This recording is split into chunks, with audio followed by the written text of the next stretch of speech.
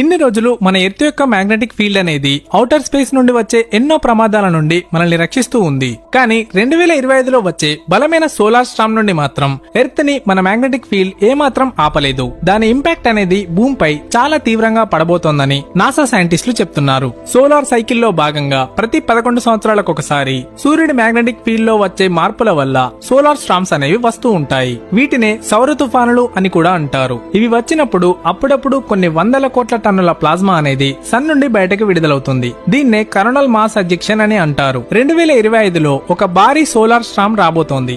దానివల్ల శాటిలైట్లు డ్యామేజ్ అయి కమ్యూనికేషన్ వ్యవస్థ మొత్తం దెబ్బతింటుంది. ఎలక్ట్రికల్ గ్రిడ్లు ఓవర్లోడ్ అయి పవర్ లైన్స్ కాలిపోయి పవర్ సప్లై పూర్తిగా ఆగిపోతుంది. ఈ ప్రాబ్లం నుండి మళ్లీ మనం రికవర్ కావడానికి కొన్ని నెలల టైం పట్టవచ్చు, లేదా కొన్ని సంవత్సరాల టైం కూడా పట్టవచ్చు. భూమిపై పవర్ సప్లై లేని, ఎటువంటి ఇంటర్నెట్ లేని 100 ఏళ్ల వెనక్కి వెళ్లాల్సిన పరిస్థితులు త్వరలో రాబోతుంది.